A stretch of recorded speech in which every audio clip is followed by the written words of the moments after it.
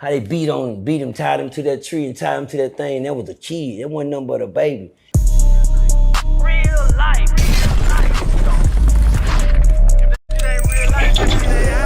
If it ain't real life, it ain't real life.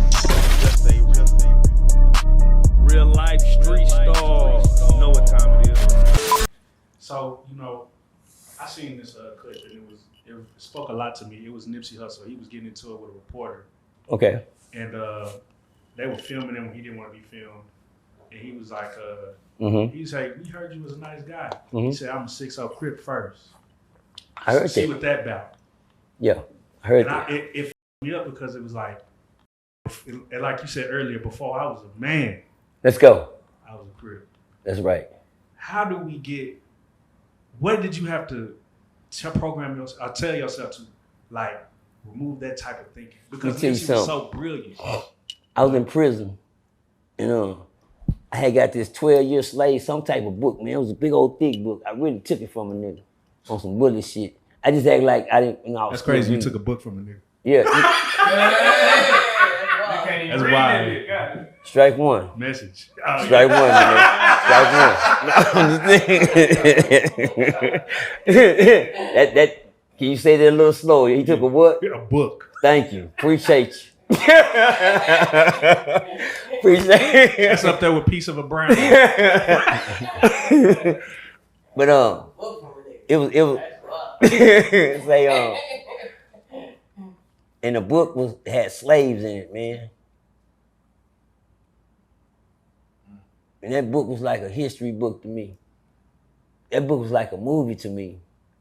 I learned how to put my little acronyms and synonyms and together. Now I know how to do a little read.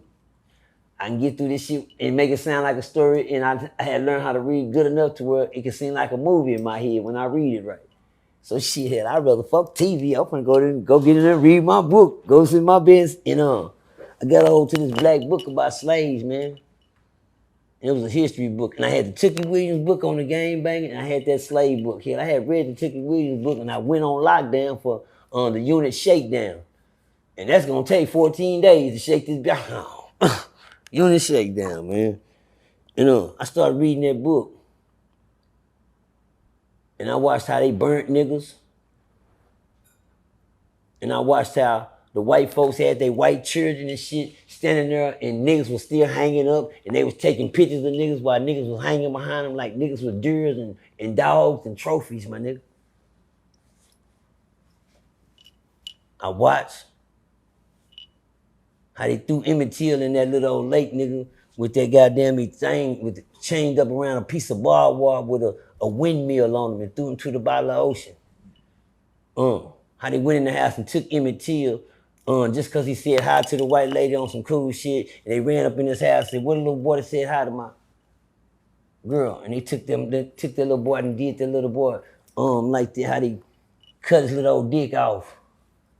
How they beat him, tied him to that tree and tied him to that thing. That was a kid. That wasn't nothing but a baby. His mama wanted the coffin open so they can show the world how they did her baby. I looked at that body in that coffin. I looked at Emmett Till's face and I said, damn, they left the coffin open so we could see this? That was terrible. And people walked by and looked at Emmett Till, and I looked at I said, God damn, that was. And she said, don't close the coffin. I want y'all to see what they did to my baby. And if anybody go back and look up the picture of Emmett Till, that little black boy didn't deserve to get did like that by the folks. Then I kept reading the book, and I got down to, some more righteous people. Then I got down to the civil rights people that started fighting against the shit. Then I got down to the Malcolm X's and the Martin Luther Kings and shit that started going against that, because these white folks do you like that, you show for speaking to a white lady, imagine what they do if you stand up for yourself. Then I watched what all them niggas went through to get us out of what we was in. And then I said to myself, damn, how can a nigga game right now? I know it. I'm gonna let y'all soak in there for a minute. How can we go through all that and end up going against each other at the end when that can't be happening? I can't be one of them niggas. I gotta get back to black. Y'all remember a long time ago, that's what I want to see. I want to turn the red and blue back to black. Talk to me. Charleston White, right? Yes, sir. Have you figured out the psychology of how come, he went against gang bang and all that, but no one ever put their hands on it? When God got a plan for your life, nobody can touch you.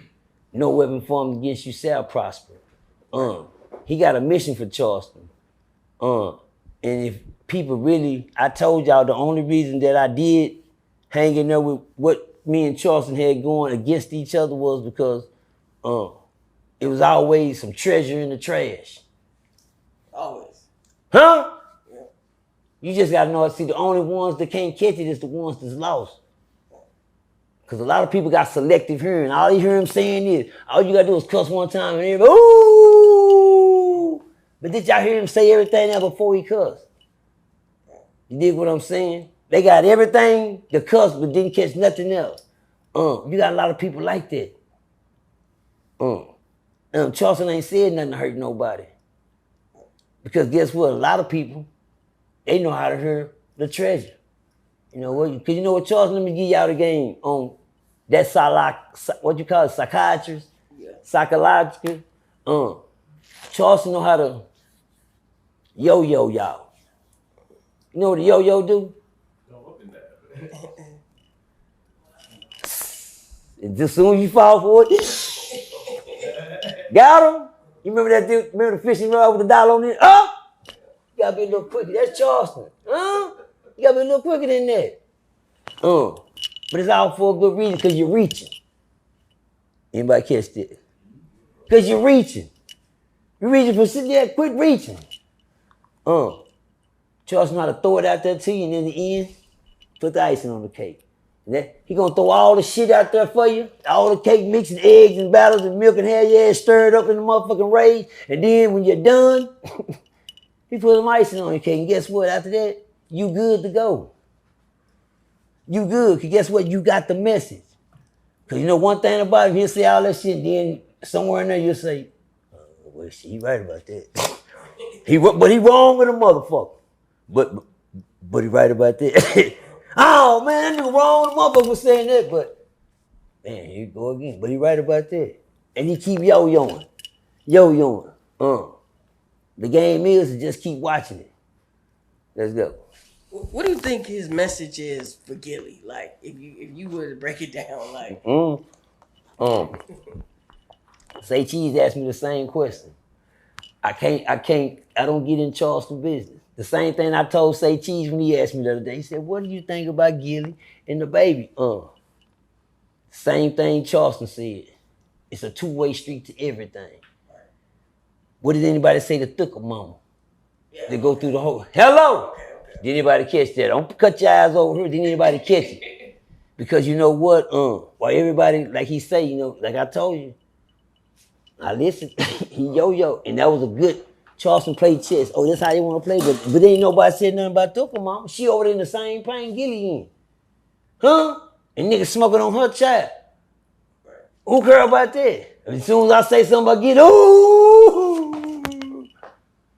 I don't get in there though, because when she gone, I'm gone talking about you. I don't play around the graveyards. I'm scared of them. Would there be any other opportunities for you in Charleston to continue to have open dialogue, or was that just a one-time thing? As far as this management team is, that's just the beginning. I'm just patiently waiting. I gotta keep it real life until then. You hear me? Yeah. Yeah. Let's go, boys. So he mentioned that he tried to bring you in and you did some nigga shit. It was right out the gate. Which one? He said when he brought you in on the podcast and you was asking niggas for gas money or some shit. Right. Because I'm new to something. I'm still drugging, bitch. And my brother just drove me way down there. He act like we just come to Dallas. I think we ended up in a whole other city somewhere. I had my little brother drive me. My little brother number one. I was actually there when that shit popped out. Yeah, I know, right? And watch this on. My little brother and my big brother AD, they ride down with me. I'm really thinking, well, shit. If we don't get no guy, we gonna get back. Cause I done drove little brother shit to the end. Yeah. I'm thinking we just in Dallas. We ended up at home, but to make a long story short, yeah, I did that. I'm asking you a question. Am I allowed to make a rookie mistake? Yes, you are. You get one. Hold on. Am I allowed to swing at the ball and miss the first time? Yeah. How many strikes I got left? 2. Hello! So ain't no run, like I told Charles, no. All he had to do was bump me and say, hey, cut the phone off a minute. Y'all said it. But he said, well, you know, that wasn't the plan. He could have, but it wasn't. I'm gonna go and get this nigga this motherfucking money begging that. I said, I appreciate you. Got extra to you? You hear me? Stop playing with me. Jeff know how I used to be. I used to ask Jeff more. I could tell you got $20. You gonna get it. But what? Yeah, y'all won't even pay me on the video. I'm trying to get at least 20. You heard about leave. But anyway, like I said, when God write the story, we can't interrupt it. It isn't supposed to go that far, but it did. It took 5 years for the book to be wrote. So, a rookie mistake. Right. Random. What is your thoughts on the Army? I ain't never going to get my legs shot off while I catch the president on TV playing golf. Hello! I ain't going nowhere getting my legs shot off. And then I look up at TV on the time, but playing golf, nigga, I'm in the trenches. I'm running through bullets and shit. He on there playing golf, I bet not. The service, man, let me tell y'all, do y'all know what the service is? No, That's the penitentiary, the first penitentiary. That's the first institution. What? They swindled, man, I done did my own work. You poor brothers, turned yourself into the penitentiary. It took slavery. You nigga ran to the army like you were going to work for the United States. They said, Uncle Sam's over. And them niggas wasn't running. Because you know what? They sold them the dream.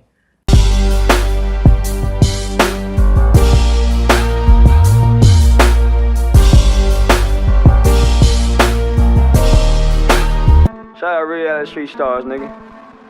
Move it. Hey.